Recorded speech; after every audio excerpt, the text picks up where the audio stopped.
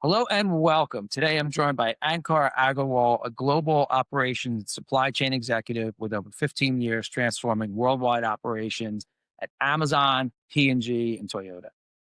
He's delivered more than $1.5 billion in measurable business value, including leading Amazon's critical COVID-19 supply recovery effort that generated almost $250 million in incremental revenue by getting products like Clorox wipes and toilet paper back on the shelves, which I know was hard to do when we all needed them the most, right? And most recently he was a principal at Amazon leading global retail import strategy, navigating very complex geopolitical and regulatory landscapes while driving significant cost reductions. Near and dear to my heart.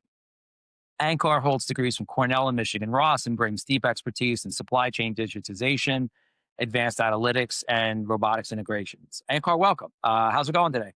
Tim, it's going, man. I'm super excited to talk to you and have this conversation. Good. Well, look, let's lead off, if we could. I like to ground things, sort of a little bit historically and then pull things, into current state. And, I've been doing this for a little while, leading digital businesses and digital teams and partnering with supply chain and ops executives like yourself. My sort of impression of the old model was supply chain and digital were completely separate kingdoms with occasional handoffs. But the new reality of all of this is that the customer, she doesn't care about your org chart. She wants seamless experiences at pretty much at all costs. How has the onset of omnichannel evolved from, in your opinion, a marketing buzzword to an operational imperative? No, I think like you've hit it like in terms of like the old way and the new way, right? So like, the in the old model, digital was the growth engine and supply chain was the cost center. But today they're fused, And if your digital team spends millions on customer acquisition, but your operations can't promise accurate delivery dates, you aren't just losing the transaction, you're eroding your brand equity. So for an executive audience, like omnichannel now means building an engine that's channel agnostic, in my opinion. The warehouse shouldn't care if that order is coming from a TikTok shop or a big box retailer. Yeah. And where do logistics leaders like yourselves and digital executives Yeah. typically misunderstand each other's priorities? Because, for me, I just want stuff out the door. But Yeah. from an ops perspective, it's Yeah. never that simple. I've been told that 100 times, but I know that it's not. Yeah, for sure. Like what I've seen from my humble like experience is like that they speak two different languages, right? Conversion and cost. And let me know if you see something different. But like digital leaders, from what I've seen, are typically focused on traffic and conversion rates, while supply chain logistics and operations folks like myself are focused more on like cost per unit and efficiency, right? And like that misunderstanding happens when they don't realize that they share actually the same North Star of like customer trust, or customer experience. So what I advise like organizations to do is to stop optimizing for silos, like stop shipping your org chart. The customer doesn't care what you just said, so when you optimize purely for logistics costs, you might kill your conversion rate. And if you optimize purely for conversion, you might not be making any margin. So the path forward is like essentially like a shared P&L that values like landed margin of a satisfied customer, you know, in my view. So what's that look like in practice? I mean, are you seeing organizations actually do joint planning sessions? In other words, you've got a digital leader and a marketing leader and an ops and supply chain warehouse folks like sitting together. Are you seeing that? I mean, every organization is different. I'm sure you've seen the same, like big, small, old, new. So there's no like one size fits all. What I will say though is that like true collaboration is not a weekly meeting. It's a synchronized data loop between teams, right? Like it looks like marketing sharing the deal of the day, your plans before you actually cut the PO, right? And supply chain sharing in real time, their fulfillment capacity, so marketing doesn't over promote on an out of stock SKU, right? So like the most important KPI to share in my Because then view you're is setting money on yeah, exactly. But you see it on all the both time. sides. The left and the right hand are not talking to each other, So like to me, one of the things I try to nudge people towards is like in terms of a shared KPI is like promise accuracy. Did the customer get exactly what they expected when they expected it? And if that metric is green, both groups are winning, in terms of from the digital and the operation side. Yeah. So, I mean, it sounds like, you've got this sort of virtuous cycle. It sounds like you try to sort of engender that in teams you're leading and participating in. And you're really hitting it. You can't just be focused on one side of it, because at the end of the day, and I'll tell you, I've been part of this where, you know what, the business, so to speak, has little to no visibility on the inventory, and Yes. you're selling out of an empty cart, and the consequences of that are just catastrophic Yeah. on 100 levels.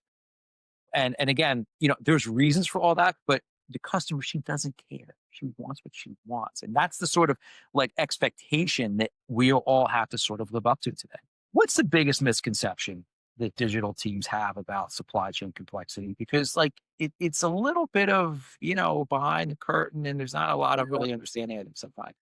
Yeah, I think you hit it that like in many organizations, not all, digital teams look at supply chain and they see like a black box, like where the goal is simply to like drive down the cost per click or like the cost per shipped package. But in a modern omni-channel environment, that narrow focus creates blind spots. And so like I think in my view, like and feel free to disagree with me, but like, digital teams like often believe their job ends at the buy button, that if the conversion happens, they've won. But like we said, the customer doesn't care. They don't distinguish, right, between the website experience and the delivery experience. And we got to ensure that like when a digital team promises a date, that the operations team can back it up, and actually deliver it so that the brand equity isn't eroded over time. So like the bottom line here is that the supply chain is a physical manifestation of the brand promise. So like point one, is what I see. Two, I think is, we're in the AI era, right? Or maybe wave one of the AI era. I'm seeing a bunch of promises being made or misconceptions that adding a layer of sophisticated AI on a pretty dashboard solves your operational complexity, but it doesn't. The data has to be good, the data has to be accurate and clean, and you can't automate your way out of like bad data. So like digital teams often underestimate like the friction tax of like hidden costs of bad mismatched vendor data, marketing signals that don't match with warehouse signals. So like just be teams. I would just want digital and supply chain teams to like talk to each other and be aware of each other. Way And too early, by the way, from it sounds like your opinion on thinking that AI or anything I machine have, learning is just going to just wave a wand over this and make it all perfect. I'm sure we'll talk about it later, but like, yeah, like I am like, there's a time and a place for AI, but I think organizations tend to undervalue the core work that must be done foundationally on their data sets and data management, data master data stewardship and catalog data, and like managing all that. The unspoken heroic work that's done on the back end to enable the sales, to Yeah. enable the fulfillment, right? And that, Messy data, it's growing the problem. When you put, and I don't know, I think I think I've shared with you, I'm a strategic advisor for former Amazon alum, Joe Lux, his company, datalinks.ai. And I can tell you, I've been privileged to have a front row seat to some of these sort of challenges where, you know, big public company, private equity company will put in, some consultants and say, do an AI project, do a machine learning project. And the outputs of that cause, perhaps they weren't really looking at the cleanliness and structure of the data. The outputs of that are just catastrophically worse than yes, as if you had just done nothing. And so you're seeing where it's like there's a lot of this buzzy stuff, but to your point, so much of this success, when you get success here, it's people sitting around a table and going, hey, what's going on? And, and it's not just a weekly meeting. It's a virtuous cycle. You can't just do this once and done. yeah. And I think like in addition to that, coming back to your question about what I've seen, like the other piece of advice I sometimes offer is that like digital marketing kind of often operates on averages, like average conversion rate, average order value. Logistics, like my space of supply chain and ops is like a game of outliers, like the P90, the Yeah. P99. Yeah. Like a digital team might think, hey, our average delivery time is 2 days. We're winning, right? But a supply chain person like myself would know that if 10% of those orders are taking 8 days, those are the 10% of customers who are going to be flooding your support lines, trashing your brand on social media, And They like, tend to be good at social, by the way. Like well, they tend to be. that's your space more than mine. But like, my point is here that, like, again, like where are the areas to like talk a common language, care about the same things, the things that matter, right? That will move the business in a meaningful way. I would just suggest that for in organizations, like, predictability is more valuable than speed. Get the predictability down, certainty down, get that first, and then go towards speed Speed will second, not follow. the other way around. And look at your outliers very carefully. Yeah, I mean, look, Amazon, I mean, it didn't just change e-commerce. They reset the operational baseline, for every brand. I talk to lots of organizations, as you do. I preach, and it's to your point, it's usually unsexy, but operational excellence, because these businesses that we're looking after from your side of the fence and mine, if you can create solid operational foundations, you can scale those things rather rapidly, Yes. i.e., make sure you have enough inventory and then throw money at it very, very strategically. But like, you've got to get that sort of operational baseline. And look, Amazon, you have a front row seat for this. I mean, you all recalibrated, consumer expectations and what needs to happen, at well-oiled machines, on the brand side. Yeah, agree. Look, talk a bit, if you would, about the Amazon effect. 2-day delivery went from a differentiator to table stakes, and the inventory requirements and the inventory performance requirements, forcing brands to rethink things like safety stock, merchandising, assortment, overall go-to-market strategy. Talk a little bit, if you would, about sort of how you've seen a pretty broad evolution of it. Yeah. Um, so I think, like, the Amazon effect didn't change shipping speed, right? But it also changed the customer's tolerance for friction, right? So, like, for a big brand, table stakes now means reliability and speed, right? And what I advise is, like, focus on reducing your variance, like I mentioned before. And a customer is happier, in my experience, with a guaranteed 3-day delivery versus a maybe 2-day delivery. So professionalizing your operation means tightening that standard deviation so your promise matches your execution every single time. And then, there's a whole FBA versus FBM thing we can talk about. Sure. But, Yeah. like, I think, like, it's hard. Like, and again, like, similar to, like, every organization, every business is different. But, like, on that FBA versus FBM, and I have to be very careful with this. Like, I'm just giving you one guy's like Yeah. point of view. Please don't Yes. take this as like Yes. a playbook. But, like, it's a trade-off between velocity and control. Right. So, like, FBA is a growth engine, but it's an operational black box, right? You can lose touch with your fulfillment data. But FBM, on the other side, allows for brand storytelling and multi-channel inventory flexibility, right? So, like, from where I sit, and I'm more of a retail guy than an FBA person, so again, with that kind of caveat, like, I would recommend a hybrid model where, like, maybe you're using your FBA for your head SKUs, high velocity to capture the prime badge, but maybe you want to maintain FBM for your tail, and protect margins and retain the ability to pivot. If Amazon's fees or capacity limits shift, right? You never want to outsource your entire operational strategy to a single platform. Yeah, it doesn't end well. You have to have. We were kids. You used to see the breakfast cereal commercial, and then eventually, it was all sugar and all whatever. But they would always have to put at the bottom, part of a balanced breakfast. Nobody Yeah. ate a balanced breakfast, but Yeah. they had to put that. But like what you're saying, I completely agree with. I mean, you have to have a balanced breakfast. You have to do some one piece, some at scale, right? Like, as you're thinking of scaling these things properly, because your 3P partners, authorized 3P partners, they're going to run out of stuff. They're going to be on credit hold. They're going to do whatever they do. I mean, you can't really control that. But what you can control is the fact that you can really today, and this wasn't necessarily true five plus years ago, you can get very, very diversified on how you're going to do fulfillment. At the end of the day, when she was ordering from you, she doesn't care. You go out and ask a civilian, who's not doing what we do for a living. Nice running sneakers. Where'd you get them? I got them on Amazon. Well, Yeah. who shipped them to you? Amazon. No, no, no, no. Who shipped them to you? They have no idea. They No neither idea. know nor care. Like and look, that's a big mark of success to me, is that, like, it's completely transparent, frictionless, to your point, that she got her shoes. She probably got them in a couple of days. She kept them, means she liked them. And that's just, to me, the fact that she has frankly no idea who actually picked these and packed these to her. That is such a mark of seamless integration that there's behind that is mountains and mountains of really smart people and work Yeah. that went into that. So, I mean, it's just, it's a cool thing. Yeah. No, it is. Touched on this a little bit, but growth exposes every operational weakness that you probably didn't even know you had. Dear friend told me one time, when you're scaling businesses, you're doing frankly nothing but opening doors and cupboards and whatever. And there's never good surprises that come out of it. They're always bad. So There's true. never a good Yeah. one. Yeah. Yeah. Absolutely true.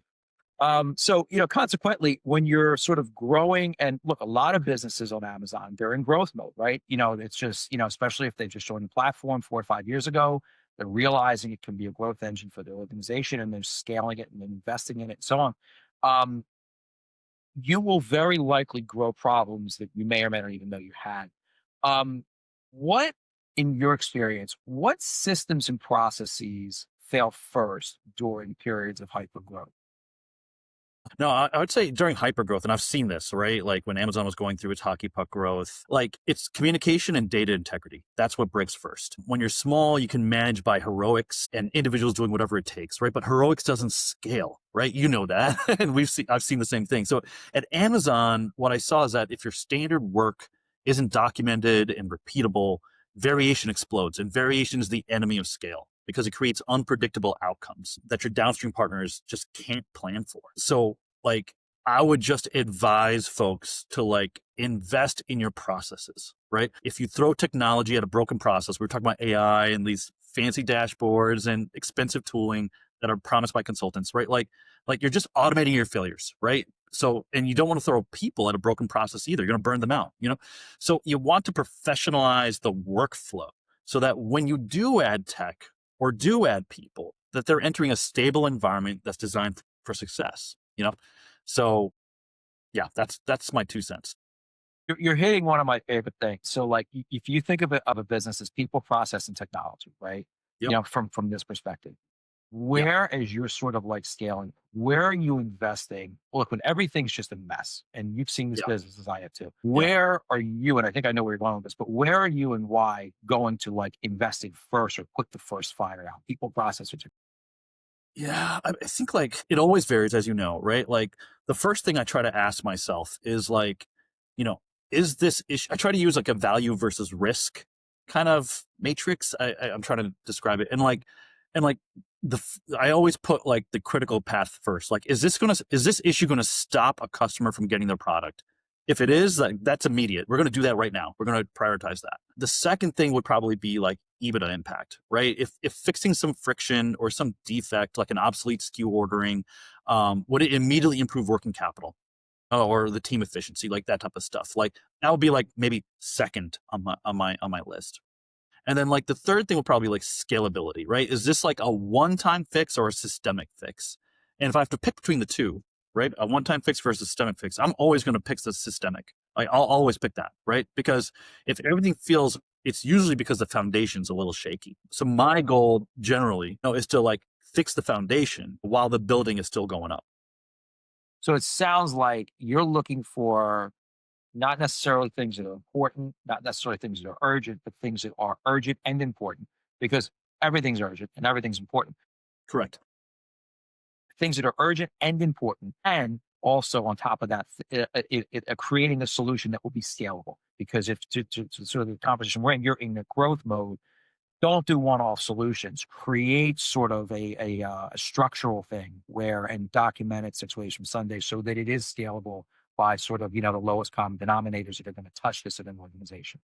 Yeah. Yeah, that's right. And I think like with that additional overlay of like, urgent is impacted by like, is it impacting customers today, versus the margin of benefits, and likewise. But like, yeah, like, and trying to balance all those things in a way that makes sense.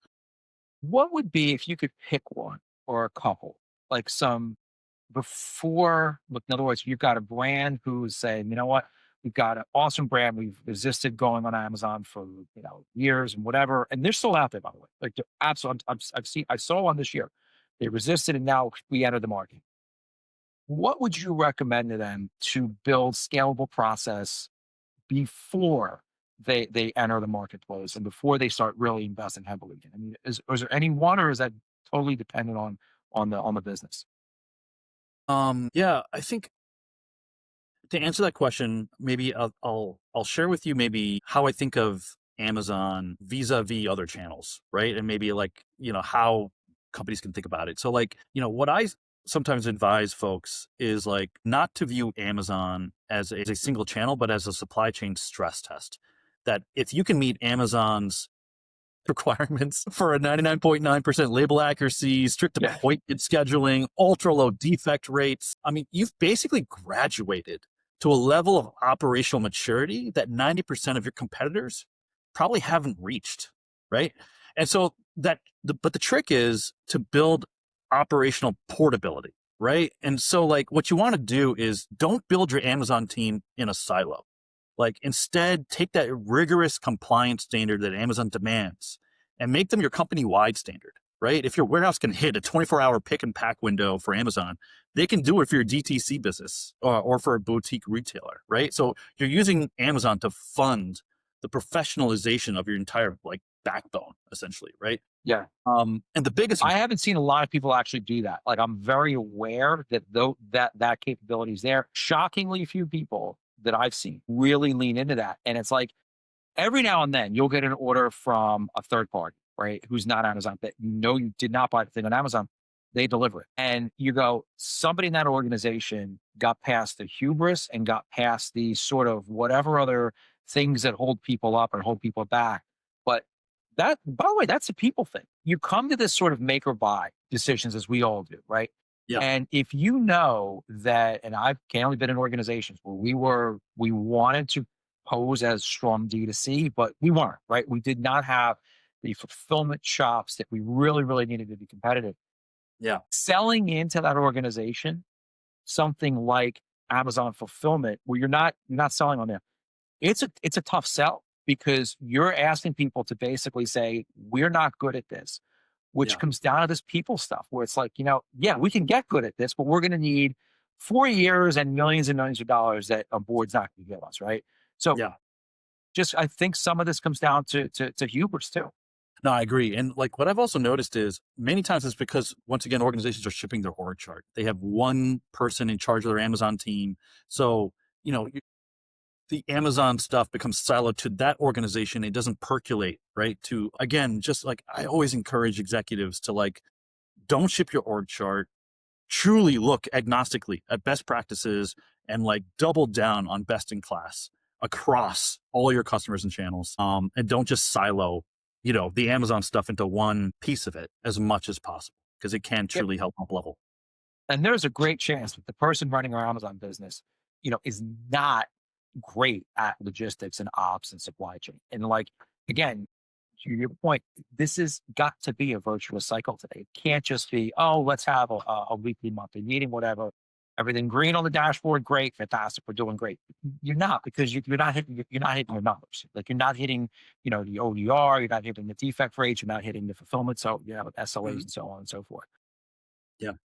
So what are you seeing that's really working in terms of sustainable delivery speed expectations? Can brands really thread this needle, or are they pulling in, I don't know, external experts that are able to impact it? Are they? What are you seeing there? That's Yeah. brands that have gotten there. What's working? Yeah, like it's interesting, right? Like COVID drove a lot of e-commerce adoption. And it drove like customer expectation shifts, right? So they like we already talked about a little bit how customers don't distinguish between a boutique site and Amazon. They just want that same transparency and speed. What hasn't stuck, and this is now where we get to your question, is like that growth at all cost mindset. Like that was there during the pandemic, like that's now shifted, right? What I'm seeing from where I sit is a shift away from that and more towards profitable fulfillment, and that's where, to your question now, like I've seen multiple different models around, like, some companies based upon their experiences and scar tissue, they're either leveraging or not leveraging consultants or agencies to like come in and help them out, just depending upon how much they come to the table with already, if they're deciding to hire or contract out, that sort of thing. But yeah, Do you think, I mean, just looking at this more from a macro level, COVID, you had low interest rates and PEs buying a lot of things Yeah. at very high frothy multiples. The inverse is now happening. You and I had this conversation, a long time ago, but the Yeah. inverse is happening, right? So you've got Yep. rates are higher and Yep. multiples are lower. Do Yep. you feel like that's blowing into sort of the strategy where it's not just growth at all costs, but like, hey, we actually have to turn a profit on these businesses now? Yeah, I think like there's a lot more geopolitical and economic uncertainty that's going on domestically and internationally, right? So like the risk tolerance that we have because money was cheap during the pandemic, it's become way more expensive now. So and with that coupled now with the uncertainty, and rising interest rates, um, yeah, like there's definitely like an aversion. There's more of a bias towards, making sure that like this will make sense on the bottom line, and it has to make sense, like on a much shorter time horizon than maybe during like 21, 22. Yeah. I mean, if you could think back to that period of COVID and don't name any brands, but like brands that like killed it, just did absolutely awesome. Was it chiefly because they had operational excellence, tight merchandising, so they weren't trying to boil the ocean in terms of a merchandising catalog? They threw money at it, like from a media perspective. Like, is there like a couple, one or two things that say, you know what? These brands just did awesome, not because they were there. Everybody was there. Everybody sold more stuff during COVID, but some did better than others, right? Everybody did well, but like some did really, really well. If you think of the brands that you sort of had purview to, some bigger brands, what was the sort of common denominator, if there was one for them? Yeah. So again, I'm a supply chain guy. I'll give you my supply chain perspective. Like Yes. other people at Amazon who are more retail, like, the vendor managers, like in stock folks, they would have a very different answer to this. I just want to caveat what I'm about to say, right? So like from a supply chain perspective, right? Like it was all about availability and SKU management, so like rationalizing the portfolio to like concentrate eyeballs and traffic and clicks onto the stuff that similar to what we just discussed earlier in the call around like we don't want to sell out of stock, so like we're gonna highly curate the selection in terms of top, middle, and bottom of funnel to ensure that the traffic is going to the right SKUs, the right asins, and just drive that. So like COVID drove a ton of creative thinking, because it's interesting. Like in during non-COVID times, we people were making assumptions around like, inventory is plentiful, but then all of a sudden during COVID, inventory became finite and a scarce commodity. So then it became a game, or not a game. All hands were on deck at Amazon, at vendors, at merchants, everywhere on how do we maximize on these finite resources that we have on raw materials, inventory, sales, clicks, and traffic. And so it kind of brought this really fun and interesting phenomena of joint focus on how do we jointly drive the most revenue on the least, or on this finite selection that we all jointly agree is it's there's no more to get. Like this is all Yeah. we have, Yeah. And so that's what I saw during like COVID and post COVID is this kind of curation of the catalog and selection with strategic focus on driving traffic and revenue through the right SKUs and the right selection. Yeah. I'll tell you, you're hitting something that is so near and dear to my heart, which is merchandising, right? Look, 100 years ago, you put your entire assortment on Amazon, and that was the right thing to do. Today, you're not doing that for a variety of reasons, not the least of which is folks in your seat, from the supply chain seat and operations seat. Some of these big brands have thousands of SKUs with variants on top of each one, right? Like it's impossible. It's wild when you sit Yeah. with those, the brain like required to manage that type of selection manually is just Yeah. nuts. In You many know? cases, by the way. Yeah. And, to your point, like if this stuff isn't written down and well sort of thought through, Frank in the brand planning team has got it all up here. What happens if Frank's out sick or Frank leaves? I've lived through Frank leaving, and it's like, it's hideous, by the way. Like, Mhm. how do we do this? And the truth is, it wasn't done that well anyway. And to your point, it was just a lot of heroism, which, look, fantastic, good for you, but like that doesn't scale. You know, it's not repeatable. Correct.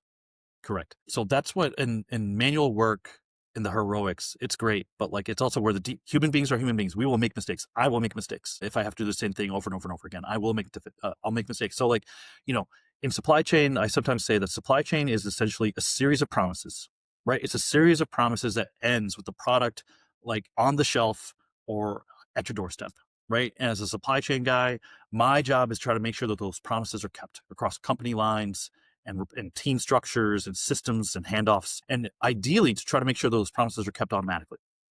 And so like you just got to keep looking at those handoffs, and looking for where are the mistakes going to be made unintentionally, intentionally, Before whatever they it is. happen and solve them. Before they happen, get in front, play offense, and be proactive. That's unique, by the way. In your world, right? I think I've never heard somebody in your world say play offense. Yeah. Look, you've known each other for a while, but like you clearly you do that. And I think if you play offense and from an ops perspective and say, look, this is important because, and it's not, they're a completely different set of KPIs that you, Mr. and Mrs. Marketing Manager, you can do all of the digital media you want. But guess what? You start, and I know you ask these big questions. Why are we here? Why are we doing this? Right. Yeah. And if your goal as a digital media person is to optimize to a KPI, those are important, but that's not why we're here. We're here to sell more stuff to more people more often for more money in most cases. Yeah. Ops and supply chain is the vehicle through which you need to do that. And you saying play offense, it's so important. Yeah. And it comes back to what we were talking about earlier around like organizational structures, shared KPIs, and shared understanding, right? Between digital and supply chain and operations teams, right? So I'm a big believer in, shared KPIs. If logistics is measured on low cost and marketing is measured on high growth, they're incentivized to fight. So like, try to find those customer trust metrics where both teams win only if the customer gets exactly what they ordered on time at a profit, right? And I'm also a big fan of connected leadership, right? Like leaders have to be approachable and candid across department lines. If a VP of operations and a VP of digital can't sit in a room and admit that dirty data is a joint problem, then the teams below are not going to do that, right? So like you have to model the transparency, and like what is in the collaboration that's Yeah. required to jointly win. We're on the same team. It's shocking. And there's organizations that we both know. Some of these people are gate kept. Like they're literally you're not even allowed to talk to. And I'm going, I mean, like I talk to anybody, like Yeah. literally anybody, because guess what? Yeah. You're gonna get good ideas from anybody touching their business. You just do, right? The designer, the guy in the cafeteria making the soup, he's got an idea. Okay, the execution of it may not be whatever, but like he has an idea and it will give you a kernel of something that could turn into something. You have to be willing, humble, and say, you know what? I don't know some of these things. I don't know why my data, is suspect, but it is. Clearly it is. Let's work on this. Let's figure it out. Like, how do we get this there? As we move forward, sort of like into the future and, to AI and machine learning generation that we're all sort of, leading at the moment, what fulfillment innovations are getting you excited? What fulfillment innovations that are on the near term, near horizon? What's getting you excited that you're saying, you know what, this is going to move the needle in the coming months? Yeah. So like there's a lot of interesting things going on. Amazon, a lot of the stuff that Amazon's doing now is public, so I can like comment on it a little bit now. Yes. So like there's a move towards micro fulfillment, and like, with the democratization of AI and like, data driven decisions enabled through AI, I think there's what's interesting to me as a supply chain guy is that we're moving away from these massive centralized kind of like monolith warehouses towards a more distributed network of intelligent nodes, right? So Amazon's standing up these same day like delivery hubs of curated selection in the metro area that can deliver to your door within an hour, 20 minutes, Today. whatever. Yeah. Yeah.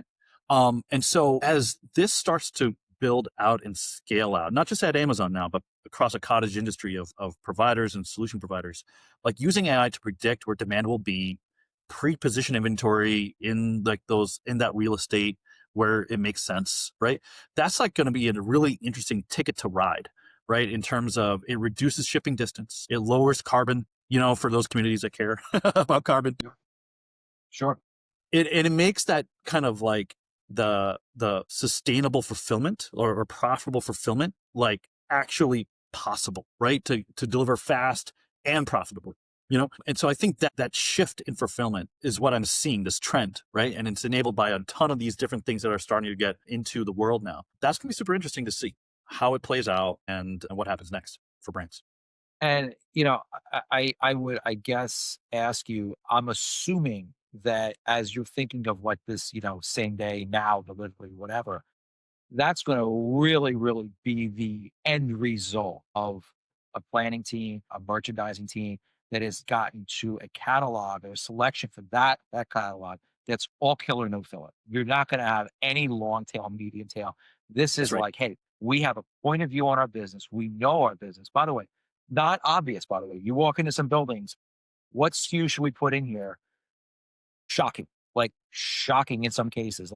Well, how many of these have you sold last year? 9. You want to put it in the Exactly. next your same day for real? Why? Well, I it's my favorite. Great that it's your favorite, but like it's really really surprising how many sort of organizations aren't there yet in terms of focus of merchandising. And I'm not so sure if it's because they don't get it. It's just that to your point, they might not be taking enough of the right advice from around the broader organization. Yeah. I think it's a combination of shipping the org chart, resistance to change, and a lack of integrated business planning.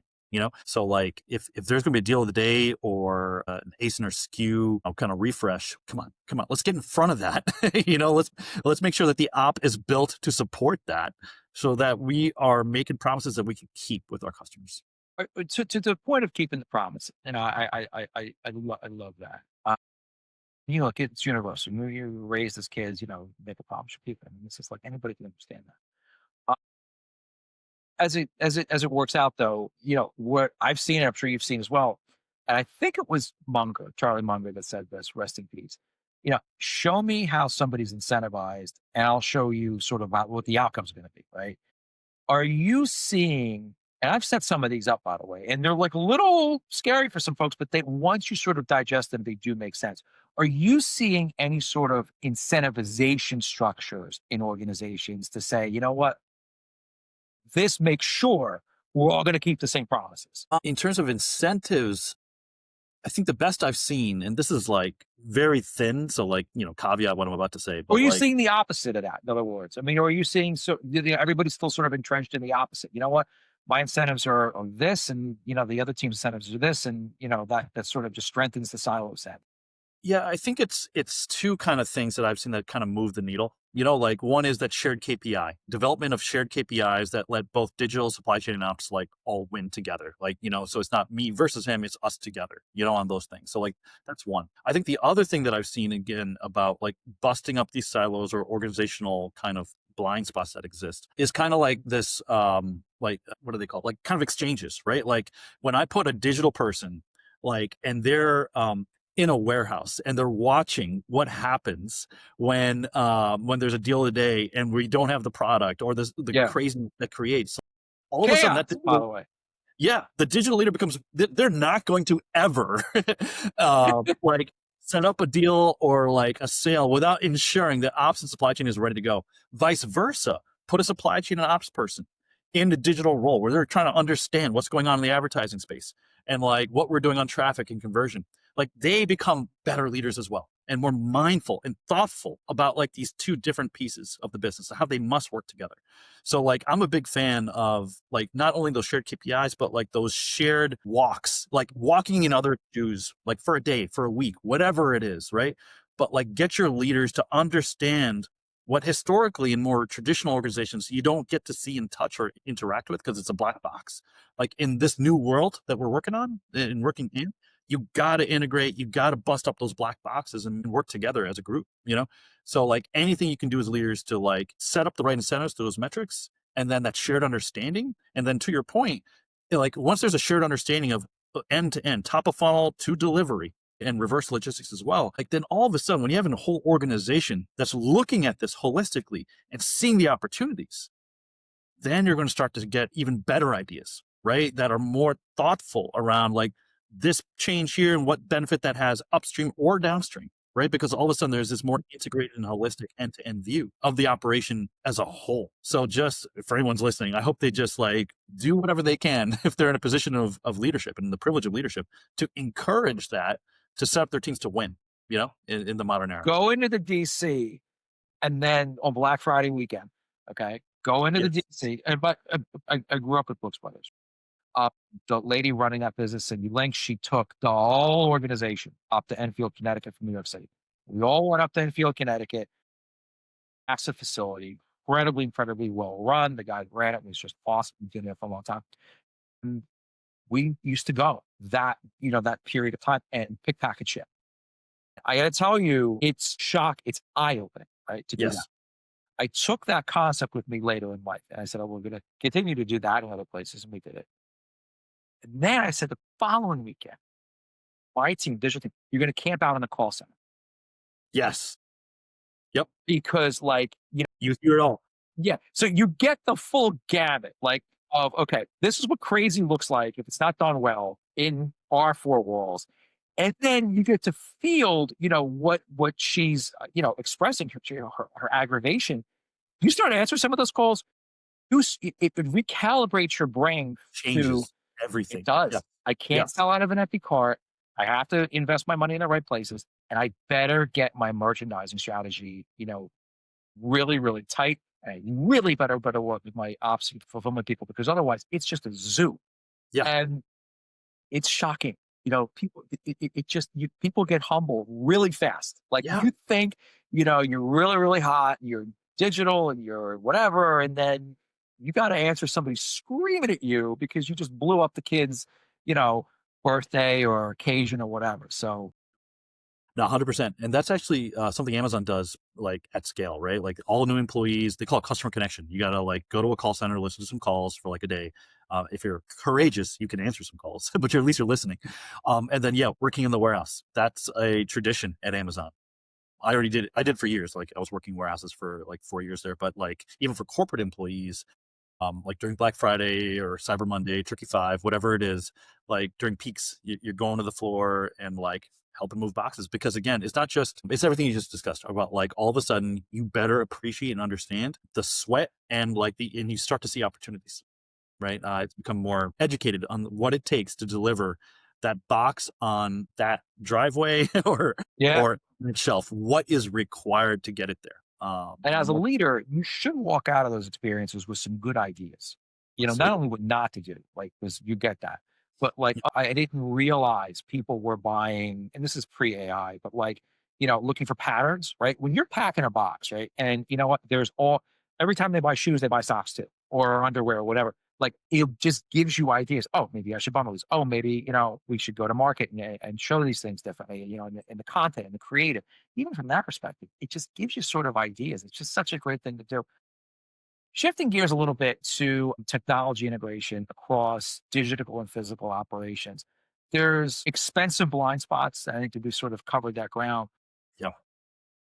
Why are marketing platforms and WMS systems today not talking to each other? Really, do you have a point of view on this? Why that's not yet really happened, and it's creating this real time inventory sort of black hole. Yeah. It's interesting. You're right that like typically the front end and the back end, the marketing systems and the WMS or warehouse management systems don't talk to each other.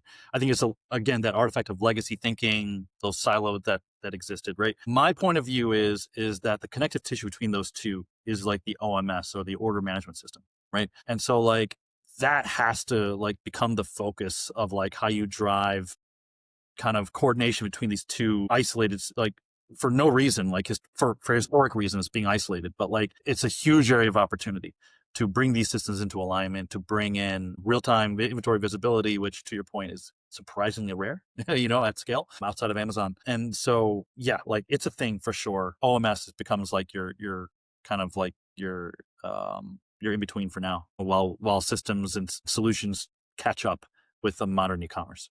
And you think eventually you get to a place where OMS, WMS, these things all sort of morph into one cohesive thing? I mean, or is that just pie in the sky and we're never really going to get there?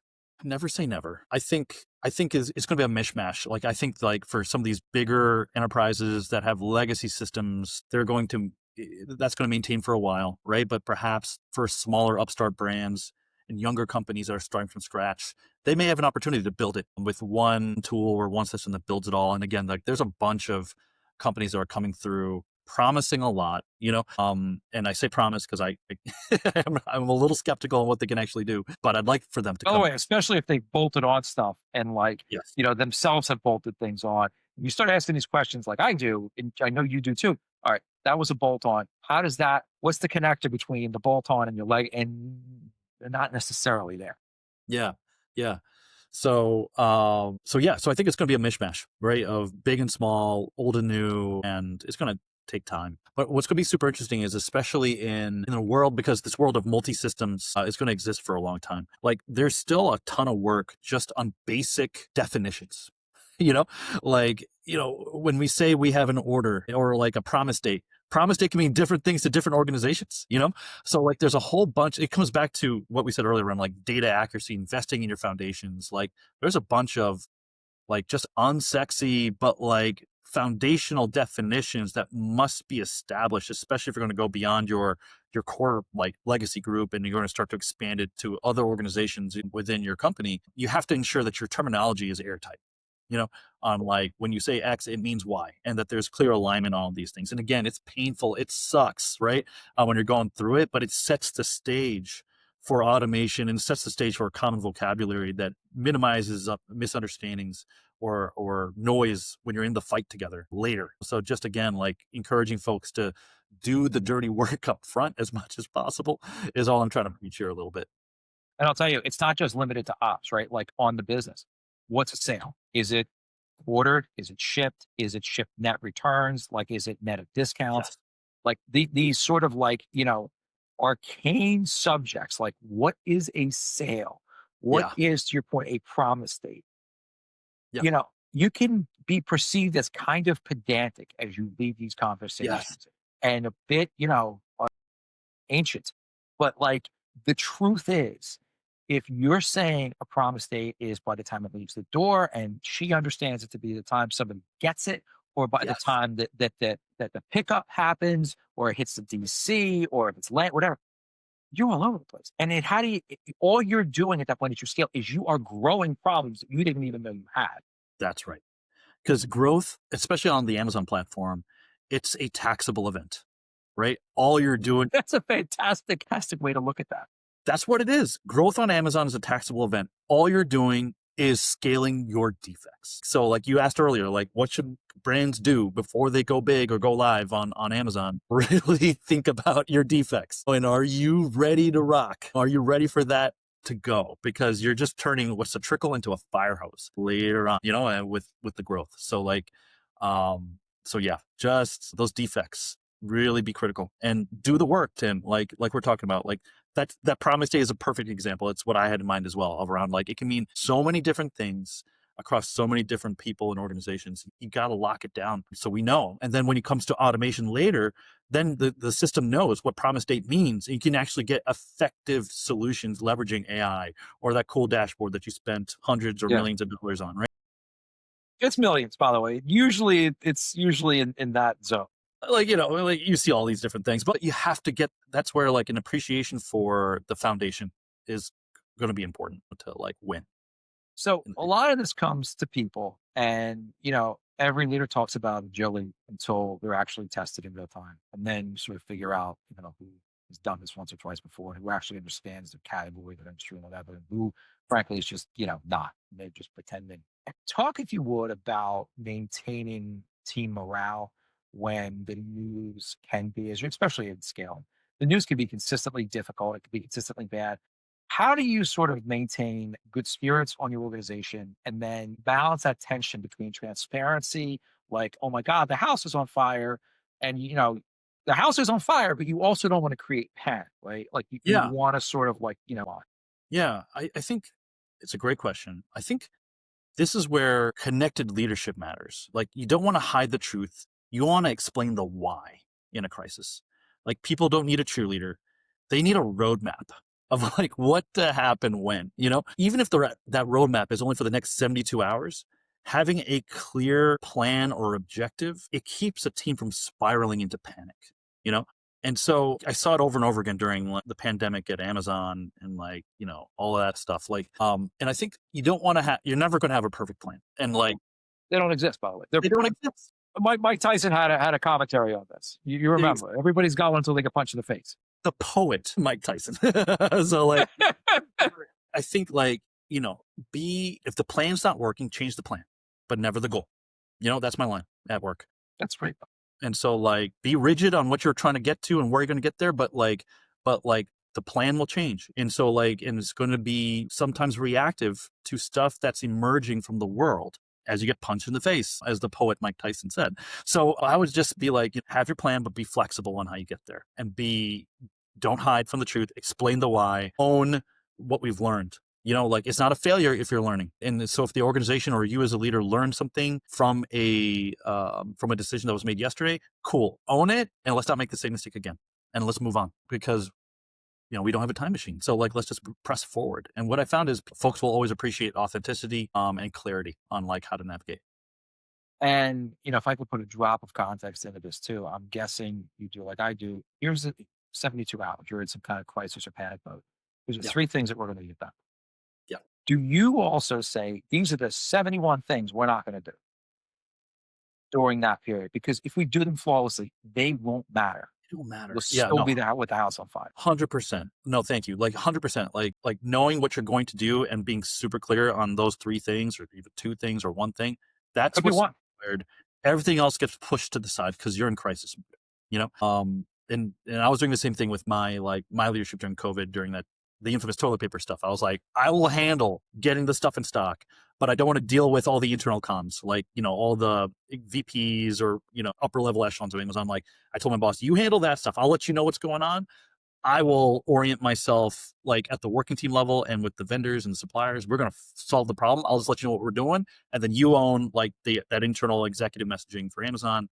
I'll handle the actual solution finding and like what we're actually doing, and like, I was like, cause I don't have time and you don't have time. So I'll just hand it to you and you take care of it.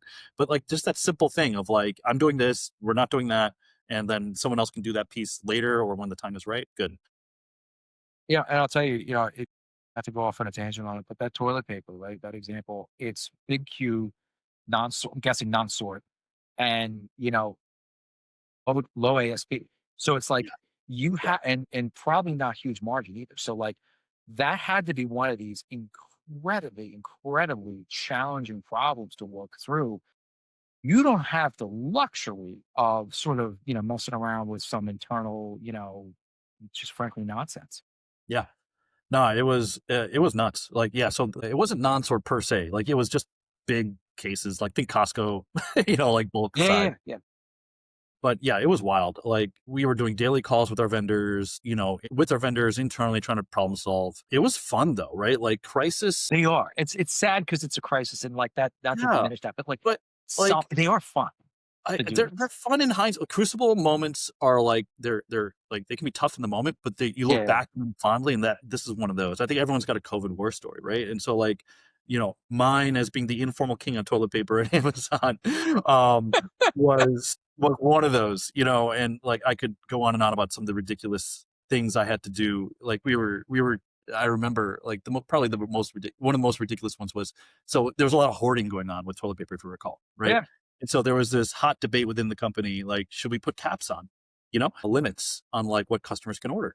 And I just remember like, it was like 11 o'clock at night. And I was actually doing some consulting math. I was like, US population, like by demographic, how much they poop, and like amount of square feet per customer. Like it was wild. Like I was like, what am I doing? It was nuts, like the type of stuff that we were doing. But what was also cool is like our solutions that we ended up doing.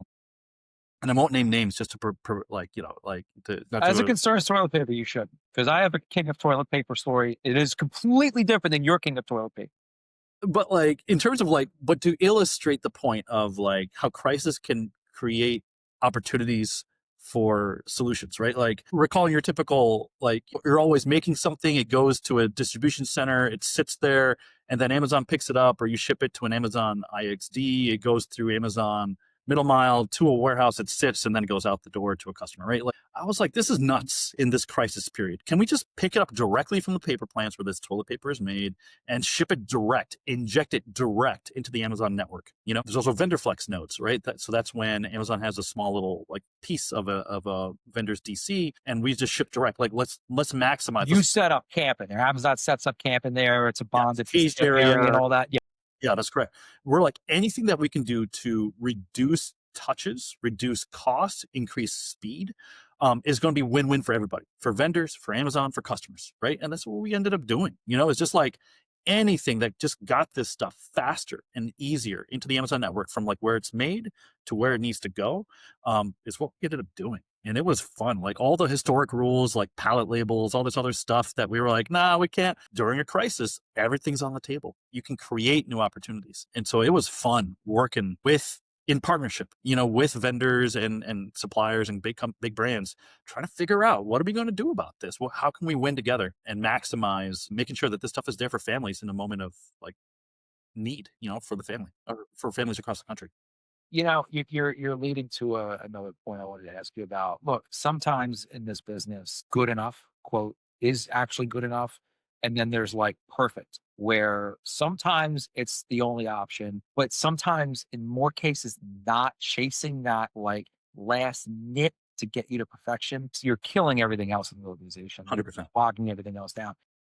Can you recall any sort of like challenges you've had? Because God knows I've had them. We're explaining, guys, what we're at 99, whatever, delivering that last couple of bips of whatever it may be is going to cost you a small fortune, and everything else will get sort of stonewalled because of it, and the organization will freeze up. Uh, that can be a tough sell to Yeah. some folks and some leadership, but you have to run a business, right? Like you sometimes you can't work. And the sort of the analogy is what we do in most cases is, we're not solving great medical mysteries of our time. We're getting more stuff to more people, more money, more often. And you're not necessarily going to hit true perfection with that. It can be a tough sell though sometimes. Yeah. So I think what you're asking me is like, how can I, or how can others maybe make that case, right? For like, for investments. So yeah, I'll give you my 2 cents on this. So I think of, as I mentioned before, operations is the delivery of the brand promise. So if you can improve on-time delivery from 78% to 95%, right? You are directly impacting net promoter scores, customer lifetime value. So operations, you could argue, and I've argued, is the most efficient marketing spend you have. And so like, hence Amazon, and what's made its business so successful is like its predictability and consistency and speed on delivery.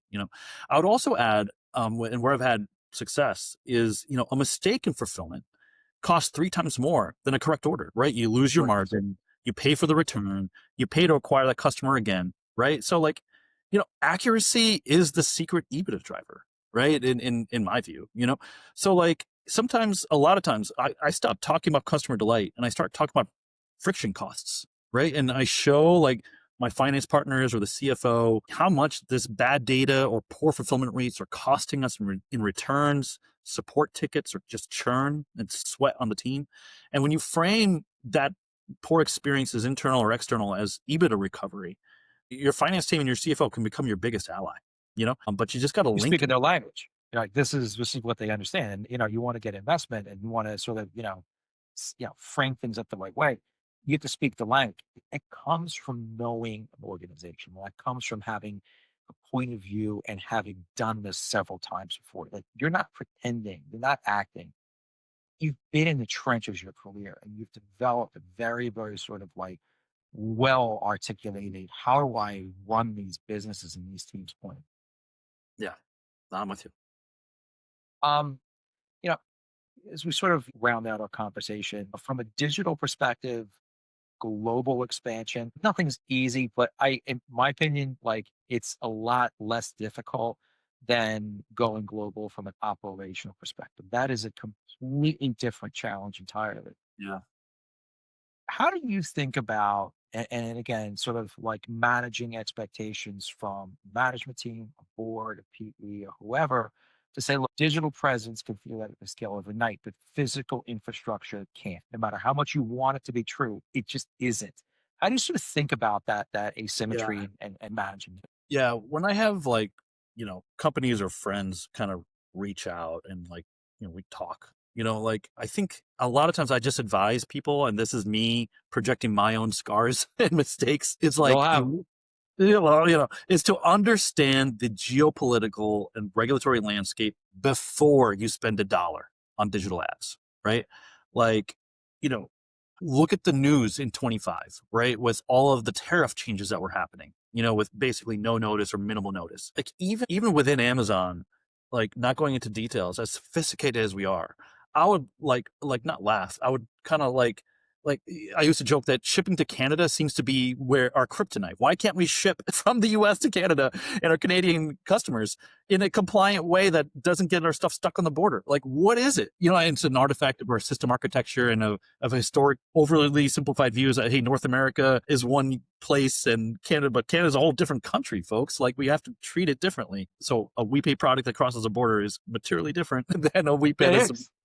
you know so like Yeah. stuff like that, maybe it's something to reinforce here is that, like, I know Amazon's got this halo kind of reputation. It's an amazing place, like, love working there and the people I've worked with, but like there's a remarkable amount of duct tape and, like, Bubblegum and magic.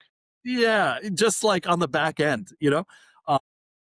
but again, like, coming back to, as leaders, what's our responsibility? And as a supply chain guy, what's my responsibility is to, like, those handoffs, right? System to system, company to company, you know, uh, like those physical handoffs, those informational handoffs, um, like of looking at those spaces and understanding what's working, what's not working, and how do we like help keep those promises to that customer, like, as much as possible and ideally as automatically as possible. But yeah, like, the coming back. Sorry, that was a kind of a tangent, but like arcing back now, cross These are border. simple answers, by the way. I mean, this isn't, and I'll tell you, you've Yeah, come across some of these folks like I have. They want a black or white answer. There isn't one. Like, no, there if you've isn't. actually done this before, like, there isn't. No, and like in cross-border logistics is incredibly complicated. Even for me, like I was kind of like, I remember mid-career coming into it for the first time, and I thought it's nuts. There's a lot of stuff there that you have to really think through. So like I would just encourage, maybe the takeaway for any, leader who's listening to this is, like, just be aware that cross-border logistics is incredibly complicated. There's a compliance aspect. It can hurt your brand. It can hurt you as a company. It's like, even if subsidiary A is being held, they don't see that. They see the entire company. It's putting your entire company's, like, reputation at risk. With the regulatory, the compliance people, the customs people, as well as your customers. So just be thoughtful and be mindful. Make sure that your team is ready for that cross-border logistics operation before you do it. Is my number one Branding thing. perspective, you're playing with fire. Yeah, You really, really are. And I don't look, I take these sort of subjects really, really seriously because, to your point about promises and expectations, look, the customer, that is your king.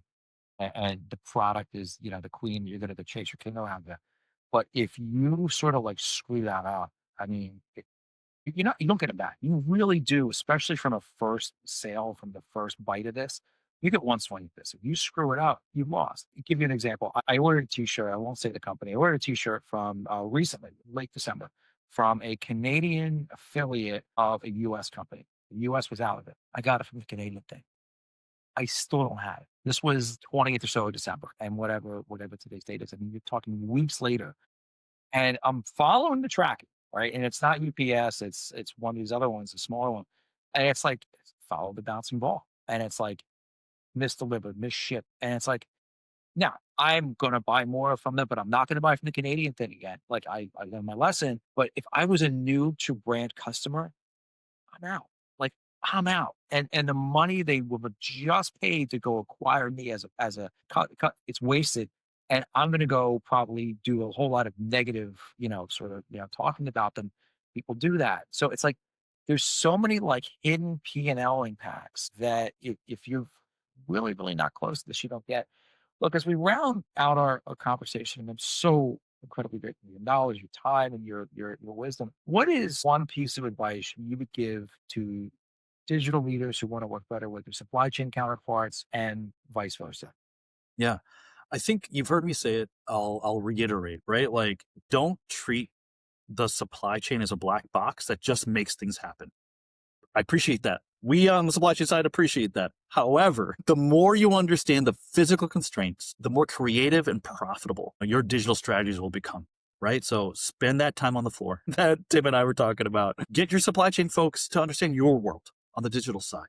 I promise you, they will think and they'll help you solve problems. Supply chain folks are problem solvers, and there'll be new opportunities to solve holistically and better. The more you can see yourselves as one team and not two different independent groups, So that would be like my number one piece of advice to build a bridge between these two teams, bring them together.